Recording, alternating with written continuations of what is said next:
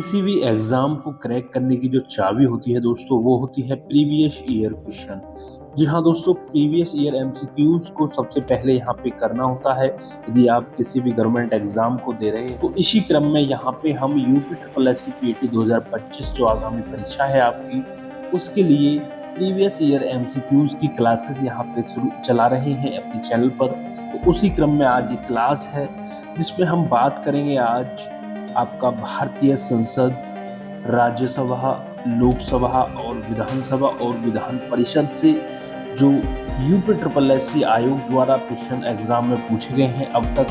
तो एक एक क्वेश्चन दोस्तों बहुत ज़्यादा महत्वपूर्ण है। तो आपको करना क्या है दोस्तों, वीडियो को बिना स्किप किए अच्छे से देखना है, क्योंकि मैं यहाँ पे आपको आगे बताता चलूँगा कि किस तरीके से एग्जाम में क्वेश्चन पूछे जाएंगे। और पूरा मैं आपको एक एक प्रश्न की यहाँ पे विस्तृत व्याख्या यहाँ पे हम देखेंगे, ताकि एक भी प्रश्न आपसे एग्जाम में ना छूटे और आपको एक सही दिशा आपको मालूम होगी कहाँ से किस टॉपिक से प्रश्न एग्जाम में बनते हैं। तो दोस्तों सभी साथियों को नमस्कार, मेरा स्वागत है आपका एक और फिर से आपके अपने यूट्यूब चैनल डिजिटलाइव। तो दोस्तों आज हम शुरुआत करेंगे पहला प्रश्न भारतीय संसद से। पहला प्रश्न क्या है आपके सामने कि विधायी मामलों में, ठीक है, विधायी मामलों में दोनों सदनों लोकसभा और Rajya Sabha co dot dot dot विधेयों को छोड़कर लगभग समान शक्तियां प्राप्त होती हैं। ये आपसे पूछा है विधायी मामलों में धन विधेयक को, संशोधन विधेयक, संविधान विधेयक या समीकरण विधेयक। तो आपका किसको छोड़कर लगभग समान शक्तियां प्राप्त हैं? तो धन विधेयकों को छोड़कर जो है लोकसभा और राज्यसभा को जो है समान शक्तियां प्राप्त हैं। ठीक है, याद रखेंगे ऑप्शन ए यहाँ पे दोस्तों राइट आंसर हो जाएगा, धन विधेयकों को छोड़कर। तो यहाँ पे हम क्या करेंगे दोस्तों, इससे पहले हमारी जो कई क्लास आ चुकी है प्रीवियस ईयर एमसीक्यूज की, यहाँ पे मैं आपको 10,000 प्लस वस्तुनिष्ठ प्रश्न यहाँ पे मैं आपको कराने वाला हूँ। पूरा जितना भी सिलेबस है आपका यूपी ट्रिपल एस पीटी 2025 का, उन सभी के प्रश्न मैं यहाँ पे करवाऊंगा, चाहे वो मैथ हो, रीजनिंग हो, या सामान्य अंग्रेजी हो, सामान्य हिंदी हो, या ग्राफ तालिका, जितने भी हैं मतलब कंप्लीट सिलेबस मैं यहाँ पे करवाऊंगा जो अब तक यूपी ट्रिपल एस द्वारा एग्जाम में प्रश्न पूछे गए हैं। क्योंकि दोस्तों प्रीवियस ईयर एमसीक्यूज के बिना सिलेक्शन लेना संभव नहीं है। तो जो भी भाई बहन चैनल पर नए हैं तो चैनल के साथ जुड़ सकते हैं। वीडियो पसंद आए तो हमारी वीडियो को लाइक शेयर करें ज्यादा से ज्यादा दोस्तों तक, ठीक है। तो चलिए यहाँ पे हमने इसका आंसर देख लिया। अब यहाँ पे हम व्याख्या की यहाँ पे बात करेंगे। देखिए व्याख्या से प्रश्न हमारा चीजें क्लियर होती है, ठीक है। तो विधायी मामलों में लोकसभा और राज्यसभा को धन विधेयकों को छोड़कर लगभग समान शक्तियां प्राप्त हैं, ठीक है। संविधान के अनुच्छेद 109 में धन विधेयक की प्रक्रिया का उल्लेख है, ठीक है। किस कौन से अनुच्छेद में? 109 में, ठीक है। तो याद रखेंगे कि धन विधेयक की प्रक्रिया का उल्लेख संविधान के किस अनुच्छेद में है? 109 अनुच्छेद में है। तैयार कर लीजिएगा इसको साथ के साथ। तथा धन विधेयक की परिभाषा का वर्णन अनुच्छेद 110 में है। धन विधेयक के संदर्भ में लोकसभा को ही संपूर्ण शक्ति प्राप्त है। किसको होती है? लोकसभा को, ठीक है। तथा इस संदर्भ में संयुक्त बैठक का प्रावधान भी नहीं है। देखिए परिभाषा की यदि हम बात करें धन विधेयक की, तो वो अनुच्छेद 110 में इसका वर्णन है, ठीक है। और लोकसभा को ही इसकी संपूर्ण शक्ति प्राप्त होती है। ये आपको ध्यान रखना है, धन विधेयक की लोकसभा को, ठीक है। संयुक्त बैठक का प्रावधान भी नहीं है इसका। तो ये तीन चीजें यहाँ पे हमारी क्लियर हो गई धन विधेयक से, ठीक है। तो इस तरीके से ही दोस्तों हम आगे बढ़ेंगे। तो और एक एक प्रश्न दोस्तों आपका प्रीवियस ईयर परीक्षा में पूछा गया है, तो सभी प्रश्न दोस्तों आपके लिए महत्वपूर्ण हो जाते हैं। एक भी प्रश्न ऐसा नहीं है जिसे आप स्किप करके दोस्तों आगे बढ़ जाओ, क्योंकि यदि आपने प्रश्न को स्किप कर दिया तो कहीं ना कहीं आपने एग्जाम को स्किप कर दिया। अपना जो आपका लक्ष्य है UP triple S C PT 2025, भी आपने प्रश्न को स्किप कर दिया तो ये समझ लीजिएगा आपने एग्जाम को स्किप कर दिया। क्योंकि इतने महत्वपूर्ण प्रश्न मैं यहाँ पे आपको करा रहा हूँ, यदि आप इनको ही स्किप करके जल्दी जल्दी से आगे बढ़ोगे तो कैसे ही आप पैट में अच्छे स्कोर कर पाओगे? तो ये संभव नहीं है। इसलिए बने रहे हमारे साथ। थोड़ा आज की वीडियो काफी लंबी होगी, 30 मिनट लगभग वीडियो होगी, ज्यादा भी नहीं, 30 मिनट लगभग वीडियो होगी। तो अच्छे से देखेंगे, थोड़ा तेज करेंगे चीजों को, फास्ट चलेंगे, ठीक है। इसलिए पानी वगैरह लेके बैठ जाइएगा शांति से, धैर्य बना के एक जगह। चाहे तो बीच बीच में आप 15 मिनट के उसमें अंतराल में आप अपना जो है वो ले सकते हो, थोड़ा रेस्ट वगैरह, और फिर से आपको वीडियो देखना है, क्योंकि एक वीडियो मैं डेली लाता हूँ आपको लगभग एक, ठीक है। और अभी जैसे जैसे एग्जाम नजदीक आएगा तो मैं उसी तरीके से अपनी गति को भी बढ़ा दूंगा, ठीक है। तो बस आराम से बने रहिए हमारे साथ शांति से। चलिए अगला प्रश्न देखते हैं कि निम्नलिखित में से किसके पास लोकसभा सत्र को स्थगित करने की शक्ति है। ये आपसे पूछा है। राज्यसभा अध्यक्ष को, प्रधानमंत्री को, भारत के राष्ट्रपति को, या लोकसभा अध्यक्ष को। पूछा है लोकसभा सत्र को स्थगित करने की शक्ति किसके पास है। देखिए पैट परीक्षा 2022 की सेकंड शिफ्ट में पूछा गया प्रश्न है। एक भी प्रश्न आपसे नहीं छूटने दूंगा मैं, ठीक है। बस आपको हमारे साथ बने रहना है। तो इसका राइट आंसर क्या होगा, लोकसभा अध्यक्ष, ठीक है। लोकसभा अध्यक्ष के पास ये शक्ति होती है, याद रखेंगे। और मैं आपको आगे ये भी बताऊंगा कि इनकी पीडीएफ कहाँ मिलेंगी, कौन से चैनल पर मिलेंगी दोस्तों। ये सारी चीजें मैं आपको बताऊंगा, क्योंकि हमारे एक सब्सक्राइबर साथी हैं, उन्होंने कमेंट किया है, ठीक है, कि वीडियो कहाँ, इसकी जो पीडीएफ है ये कहाँ मिलेंगी, ठीक है। तो ये मैं आगे आपको बताऊंगा पीडीएफ वगैरह कहाँ मिलेंगी। और एक कमेंट ये भी आया है कि पैट के लिए बेस्ट बुक बता दीजिए कौन सी रहेगी, तो उसकी चर्चा भी मैं आपको आगे यहाँ पे करने वाला हूँ आज, ठीक है। चलिए, लोकसभा सत्र को स्थगित करने की शक्ति लोकसभा अध्यक्ष को होती है, याद रखना, ठीक है। लोकसभा अध्यक्ष को होती है, जबकि संसद सत्र को आहूत करना और सत्रावसान करना और जो है वो राष्ट्रपति का अधिकार है, अनुच्छेद 85(2) में है, ठीक है। नोट याद रखेंगे। प्रोग का हिंदी अर्थ सत्रावसान होता है, जबकि प्रश्न में यह स्थगन दिया गया है, ठीक है। चलिए आगे बढ़ते हैं। अगला प्रश्न कि डॉट डॉट डॉट लोकसभा में पद धारण करने की न्यूनतम आयु क्या है। 21 वर्ष है, 18 वर्ष है, 25 वर्ष है, या 30 वर्ष है। तो लोकसभा में पद धारण करने की जो न्यूनतम आयु है वो कितनी है, 25 वर्ष आपको याद रखनी है। लघु सिंचाई विभाग में प्रश्न देखिए क्या बार प्रश्न पूछा गया है। लघु सिंचाई विभाग में पूछा गया है, राजस्व लेखपाल परीक्षा में पूछा गया प्रश्न है, और आपका राज्य मंडी परिषद में पूछा गया प्रश्न है, और पैट परीक्षा 2022 में प्रश्न पूछा गया। देखिए 4 बार ये रिपीट हुआ, तो बार बार जो परीक्षाओं में प्रश्न पूछे गए हैं उन्हीं की यहाँ पे हम वो चर्चा कर रहे हैं। तो लोकसभा में पद धारण करने की न्यूनतम आयु 25 वर्ष होती है, दिमाग में इसको बैठा लीजिएगा अच्छे से। भारतीय संविधान के अनुच्छेद 84(2) के अनुसार संसद के निम्न सदन, जो लोकसभा का सदस्य, देखिए संसद का निम्न सदन कौन सा होता है, याद रखना है लोकसभा होता है, का सदस्य बनने के लिए न्यूनतम आयु 25 वर्ष निर्धारित है, तथा वह भारत का नागरिक होना चाहिए। और लोकसभा का सदस्य निर्वाचित होने के लिए अन्य योग्यताएं कौन कौन सी हैं, वह पागल या दिवालिया ना हो, ठीक है, और वह किसी लाभ के पद पर न हो, तथा संविधान के प्रति सच्ची निष्ठा रखता हो। राज्यसभा का सदस्य होने के लिए उम्र सीमा न्यूनतम 30 वर्ष है, ठीक है। तो यहाँ पे जो चीजें क्लियर हो गई, जो संसद का निम्न सदन जो होता है वो कौन सा होता है, संसद का निम्न सदन क्या होता है, लोकसभा होता है, ठीक है। और संसद का यदि हम उच्च सदन की बात करें तो राज्यसभा होता है। और इसके लोकसभा के लिए न्यूनतम आयु क्या है, 25 वर्ष है, और राज्यसभा का सदस्य के लिए जो है न्यूनतम आयु 30 वर्ष है। ये चीजें क्लियर हुई आपकी, ठीक है। तो व्याख्या हम यहाँ पे इस तरीके से करेंगे कि एक भी प्रश्न आपसे छूटेगा नहीं, यही से प्रश्न आपको देखने को मिल जाएगा, या तो सीधे सीधे आपसे प्रश्न पूछ लेगा, या व्याख्या में से आपको प्रश्न तैयार हो जाएगा, ठीक है। तो बस आराम से बने रहे हमारे साथ। अगला प्रश्न, निम्नलिखित में से कौन लोकसभा के प्रथम अध्यक्ष हैं थे, ठीक है। ये पूछा है कि निम्नलिखित में से कौन लोकसभा के प्रथम अध्यक्ष थे, स्पीकर थे, ठीक है। पैट परीक्षा में देखिए पूछा गया प्रश्न है। तो के एस हेगड़े थे, गणेश मावलांकर थे, एम ए अयंगार थे, या हुकुम सिंह थे। तो लोकसभा के प्रथम स्पीकर जो प्रथम अध्यक्ष थे वो आपके जीवी मावलांकर, जिसको गणेश मावलांकर कहते हैं। ऑप्शन बी यहाँ पे राइट आंसर होगा कि लोकसभा के प्रथम अध्यक्ष स्पीकर गणेश वासुदेव मावलांकर थे।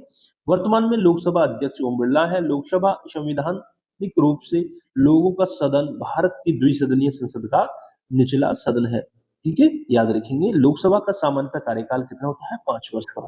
तो यहाँ पे देखिए कई चीजें आपकी अब तक क्लियर हो चुकी होंगी लोकसभा के बारे में, कि लोकसभा का अध्यक्ष कौन होता है, ठीक है, शक्ति किसके पास प्राप्त है, प्रथम अध्यक्ष कौन थे, वर्तमान अध्यक्ष कौन है, और लोकसभा जो है आपका निम्न सदन है, और इसका कार्यकाल कितना होता है, 5 वर्ष होता है। ये चीजें आपकी क्लियर हो गई अब तक। एक एक चीजें मैं आपको बहुत आराम से यहाँ पे क्लियर हो जाएंगी प्रीवियस ईयर एमसीक्यूज से। आप देख भी रहे होंगे कि कैसे प्रश्न यहाँ पे बन रहे हैं, तो उसी दिशा में आपको यहाँ पे तैयारी करनी है अपनी। वीडियो पसंद आ रही हो तो दोस्तों वीडियो को लाइक शेयर करते रहें। अगला प्रश्न आपके सामने कि निम्नलिखित में से किस राज्य में विधान परिषद है, ये आपसे पूछा है। निम्नलिखित में से किस राज्य में विधान परिषद है? झारखंड में, उड़ीसा में, कर्नाटक में या गुजरात में? तो राइट आंसर क्या होगा कि विधान परिषद जो है किस राज्य में है? वो कर्नाटक में है। ठीक है, ऑप्शन बी यहाँ पे राइट आंसर होगा कि वर्तमान में कुल 6 राज्यों में विधान परिषद है। उत्तर प्रदेश में, कर्नाटक में, बिहार में, महाराष्ट्र में, आंध्र प्रदेश में और तेलंगाना में, याद रखेंगे। तो यहाँ पे क्वेश्चन के अनुसार अकॉर्डिंग टू क्वेश्चन इसका राइट आंसर होगा कर्नाटक। ठीक है, इसके अतिरिक्त असम, उड़ीसा को भारत की संसद ने अपने स्वयं के विधान परिषद बनाने की स्वीकृति दे दी है। चलिए आगे बढ़ते हैं। अगला प्रश्न, राज्य सरकारों का संवैधानिक प्रमुख कौन होता है, आपसे पूछा है। तो राज्य का मुख्यमंत्री होता है, राज्यपाल होता है, या राज्य का स्वास्थ्य मंत्री होता है, या उच्च न्यायालय का न्यायाधीश होता है, आपसे पूछा है। राज्यों सरकारों का जो संवैधानिक प्रमुख होता है वो राज्यपाल होता है। ऑप्शन बी यहाँ पे राइट आंसर होगा। संविधान के अनुच्छेद 155 के तहत राज्यपाल की नियुक्ति राष्ट्रपति द्वारा की जाती है। तो ये कई बार प्रश्न एग्जाम में बना है कि जो आपके राज्यपाल हैं उनकी नियुक्ति जो है वो किसके द्वारा की जाती है? तो राष्ट्रपति द्वारा। राज्यपाल राज्य विधानमंडल का अभिन्न अंग होता है। मुख्यमंत्री की नियुक्ति जो है तो राज्यपाल द्वारा की जाती है तथा मंत्रियों की नियुक्ति राज्यपाल मुख्यमंत्री की सलाह पर करता है। तो यहाँ पे देखिए ध्यान रखना है, राज्यपाल की नियुक्ति जो हो रही है वो राष्ट्रपति द्वारा हो रही है। ठीक है, और मुख्यमंत्री की जो नियुक्ति हो रही है वो राज्यपाल द्वारा होती है, और मंत्री जो अन्य मंत्री होती है उनकी नियुक्ति भी राज्यपाल द्वारा मुख्यमंत्री की सलाह पर करता है। राज्यपाल करता है, उनकी भी मुख्यमंत्री की सलाह पर करता है। ठीक है, तो ये यहाँ से चीजें देखिए हम क्यों कर रहे हैं यहाँ पे व्याख्या को। यहाँ पे देखिए कितनी चीजें आपकी क्लियर हो रही है, और ये वो प्रश्न है दोस्तों जो एग्जाम में बनते हैं, बार बार पूछे जाते हैं, रिपीट होते हैं। तो मैं आपको साथ के साथ यही तो बताता चल रहा हूँ ताकि आपसे एक भी प्रश्न ना छूटे। ठीक है, चलिए आगे बढ़ते हैं। पीडीएफ का भी दोस्तों हमने यहाँ पे अब आपके लिए इंतजाम कर रहे हैं। बहुत जल्द आपको पीडीएफ देखने को मिलेंगी। पीडीएफ कहाँ मिलेंगी दोस्तों, मैं आपको बता दूं। पीडीएफ आपको टेलीग्राम चैनल यहाँ पे हम बनाने वाले हैं बहुत जल्द, तो वहाँ सभी पीडीएफ आपको मिलेंगी। मैं लिंक वगैरह आपको यहाँ पे डिस्क्रिप्शन वगैरह में लिंक भी साझा करूंगा पीडीएफ के लिए। दोस्तों तैयारी अभी चल रही है, अभी हमने टेलीग्राम पे अपना चैनल नहीं बनाया है, बहुत जल्द इस चीज को कंप्लीट करेंगे। चलिए फिलहाल दोस्तों यहाँ पे इसी तरह हमारे साथ पढ़ते रहें दोस्तों, क्योंकि जैसे जैसे मैं आपको चीजें क्लियर करता रहूंगा तो आधी से ज्यादा चीजें आपको यहीं पे क्लियर हो जाएंगी। चलिए, भारत की संविधान के अनुसार लोकसभा के सदस्यों की अधिकतम संख्या क्या है, ये आपसे पूछा है। 530, 550, 540, 552। तो बताइए क्या है दोस्तों। तो भारत के संविधान में लोकसभा सदस्यों की जो अधिकतम संख्या है वो कितनी है? 552 है। तो वर्तमान सदस्य जो है वो 550 थे। ठीक है, अब कितनी 552 थी जो है, लेकिन अब वर्तमान में संख्या 550 है, याद रखेंगे। और भारत के संविधान के अनुच्छेद 331 के तहत जो है एंग्लो इंडियन समुदाय के सदस्यों को राष्ट्रपति द्वारा लोकसभा के लिए नामित किया जाता था, लेकिन इसको क्या कर दिया है, 104वें संविधान संशोधन अधिनियम 2020 द्वारा लोकसभा एवं विधानसभाओं में एंग्लो इंडियन के लिए सीटों के आरक्षण को खत्म कर दिया और एससी और एसटी जाति के लिए आरक्षण को 10 साल तक बढ़ा दिया गया है। तो याद रखेंगे प्रश्न यहाँ से बनता है कि कौन से संविधान संशोधन द्वारा इस चीज को हटाया गया है, एंग्लो इंडियन सीटों के जो आरक्षण को खत्म किया गया है। तो वो 104वें संविधान संशोधन अधिनियम 2020 द्वारा। ठीक है, याद रखेंगे। चलिए आगे बढ़ते हैं। अगला प्रश्न आपके सामने कि राज्यसभा की विशेष शक्ति इस आशय का प्रस्ताव अपनाकर संविधान के अनुच्छेद ... में दिया गया है कि वह राज्य सूची में शामिल किसी भी मामले के संबंध में कानून बनाने के लिए संसद को सशक्त बना सके। देखिए इतना लंबा प्रश्न ये भी पूछे जाते हैं, इसका राइट आंसर क्या होगा? 128, 223, 198 या 249। तो अनुच्छेद 249 में दिया गया है। ठीक है, याद रखेंगे अनुच्छेद 249 में यहाँ पे दिया गया है। व्याख्या को एक बार फिर से देख लेंगे कि अनुच्छेद 249 के अनुसार यदि राज्यसभा अपने उपस्थित और मतदान करने वाले सदस्यों को 2/3 बहुमत से यह प्रस्ताव पारित कर दे कि राज्य सूची का अमुक विषय राष्ट्र का महत्व है, तो संसद को उस विषय के संबंध में संकल्प के प्रवर्त रहने तक भारत के संपूर्ण राज्य क्षेत्र अथवा उसके किसी भाग के लिए विधि बनाने का अधिकार प्राप्त हो जाता है। चलिए आगे बढ़ेंगे। अगला प्रश्न आपके सामने, अनुच्छेद ... के प्रावधानों के तहत लोकसभा और राज्यसभा की संयुक्त बैठक को राष्ट्रपति द्वारा बुलाया जा सकता है। तो अनुच्छेद कौन सा है, ये आपसे पूछा है। अनुच्छेद 93 है, अनुच्छेद 108 है, अनुच्छेद 105 है या अनुच्छेद 116 है। तो इसका राइट आंसर होगा अनुच्छेद 108, ऑप्शन सी यहाँ पे राइट आंसर होगा कि अनुच्छेद 108 के अनुसार यदि किसी साधारण विधेयक के संबंध में लोकसभा और राज्यसभा में मतभेद उत्पन्न हो जाता है, तो मतभेद को दूर करने के लिए राष्ट्रपति दोनों सदनों का संयुक्त अधिवेशन आहूत करेगा और विधेयक पर अंतिम निर्णय बहुमत के लिए जो है आपका आधार पर होगा, बहुमत के आधार पर होगा। तो याद रखेंगे अनुच्छेद 108 के अनुसार जो है राष्ट्रपति दोनों सदनों के संयुक्त अधिवेशन आहूत करने का अधिकार है। चलिए आगे बढ़ते हैं अगले प्रश्न की तरफ कि लोकसभा में मतदान करते समय टाई की स्थिति में ... के पास वोट डालने का अधिकार होता है। प्रधानमंत्री के पास, राष्ट्रपति के पास, स्पीकर के पास या उपराष्ट्रपति के पास। तो लोकसभा में मतदान करते समय टाई की स्थिति में जो है स्पीकर के पास जो है वोट डालने का अधिकार होता है, याद रखेंगे। क्योंकि प्रश्न रिपीट प्रश्न ये हैं जो बार बार परीक्षाओं में पूछे जाते हैं। इसका व्याख्या देखेंगे यहाँ पे कि लोकसभा में मतदान करते समय टाई की स्थिति में जो स्पीकर अध्यक्ष होता है के पास वोट डालने का अधिकार अनुच्छेद 100 फर्स्ट के तहत होता है। लोकसभा स्पीकर दल बदल के आधार पर अयोग्यता संबंधी प्रश्नों का निर्णय करता है। लोकसभा स्पीकर लोकसभा और राज्यसभा के संयुक्त अधिवेशन की अध्यक्षता करता है। लोकसभा स्पीकर भारतीय संसदीय समूह के पदेन सभापति के रूप में कार्य करता है। ठीक है, तो याद रखेंगे पदेन सभापति के रूप में कार्य करता है और लोकसभा और राज्यसभा के संयुक्त अधिवेशन की अध्यक्षता कौन करता है? लोकसभा स्पीकर करता है। कई बार परीक्षाओं में ये प्रश्न बना है, याद रखेंगे इसको भी। चलिए आगे बढ़ते हैं। अगला प्रश्न आपके सामने बहुत अच्छा प्रश्न है कि इनमें से कौन भारत का कार्यवाहक राष्ट्रपति नहीं था? बीबी गिरी, डॉक्टर जाकिर हुसैन, न्यायमूर्ति हिदायतुल्ला या बीडी जत्ती। तो इसका राइट आंसर होगा जो भारत का कार्यवाहक राष्ट्रपति नहीं थे वो डॉक्टर जाकिर हुसैन थे। ऑप्शन बी यहाँ पे राइट आंसर हो जाएगा। चलिए अब यहाँ पे राष्ट्रपति है, कुछ उनके कार्यकाल वगैरह को देखेंगे कब से कब तक रहा। तो डॉक्टर जाकिर हुसैन भारत के तीसरे राष्ट्रपति थे, ये ध्यान रखना, क्योंकि उनका कार्यकाल 13 मई 1967 से 3 मई 1969 तक था। अन्य कार्यवाहक राष्ट्रपति जो है वो निम्न है। वीवी गिरी जो है आपके 3 मई 1969 से 20 जुलाई 1969 तक कार्यवाहक राष्ट्रपति रहे थे। ये भारत के चौथे राष्ट्रपति बने जिनका कार्यकाल 24 अगस्त 1969 से 24 अगस्त 1974 तक था। न्यायमूर्ति हिदायतुल्ला 20 जुलाई 1969 से 24 अगस्त 1969 ईस्वी तक कार्यवाहक राष्ट्रपति थे। बीडी जत्ता 12 फरवरी 1977 से 24 जुलाई 1977 ईस्वी तक कार्यवाहक राष्ट्रपति के पद पर रहे थे।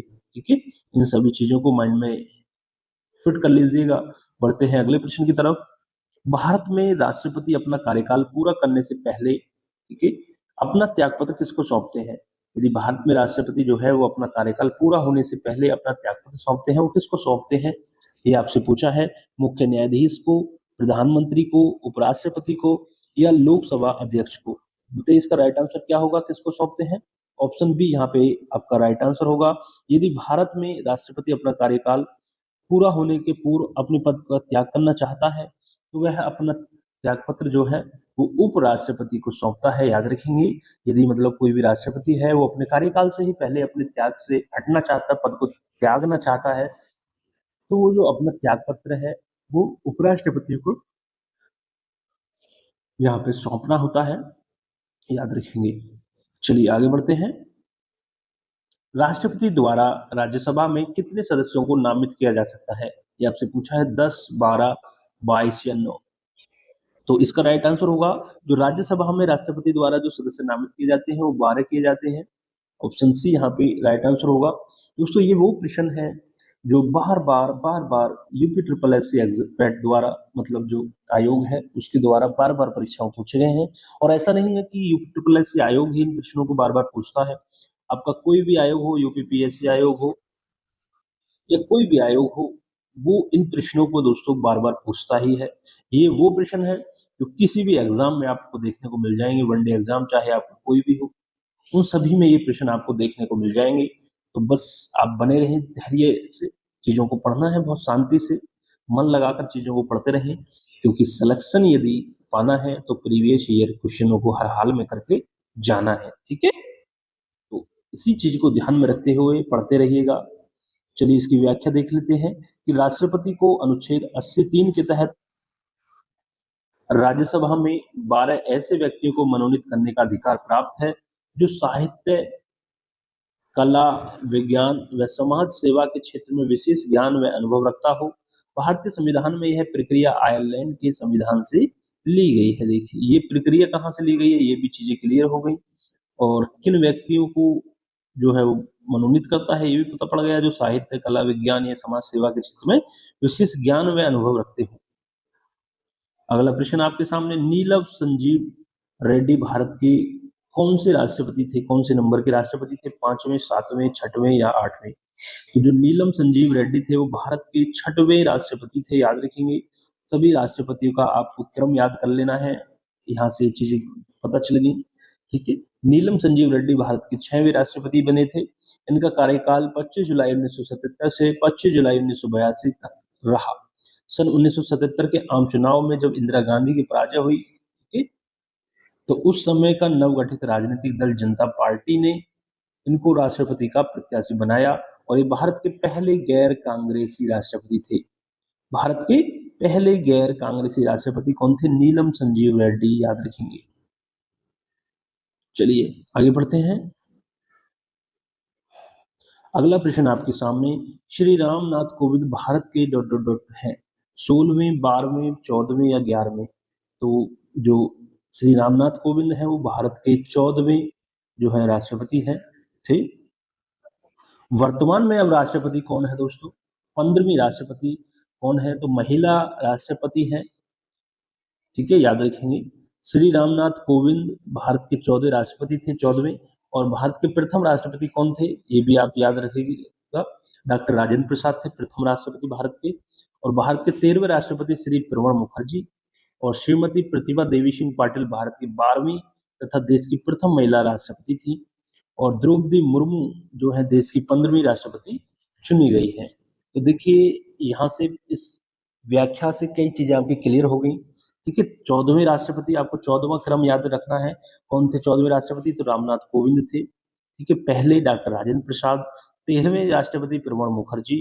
ठीक है, और 12वीं की यदि बात करें तो प्रतिभा देवी सिंह पाटिल थी, जो कि प्रथम महिला राष्ट्रपति थी। यदि आपसे एग्जाम में पूछ ले कि प्रथम महिला राष्ट्रपति कौन रही, तो श्रीमती प्रतिभा देवी सिंह पाटिल रही, ये भी आप याद रखेंगे। और वर्तमान में कौन है 15वें नंबर की?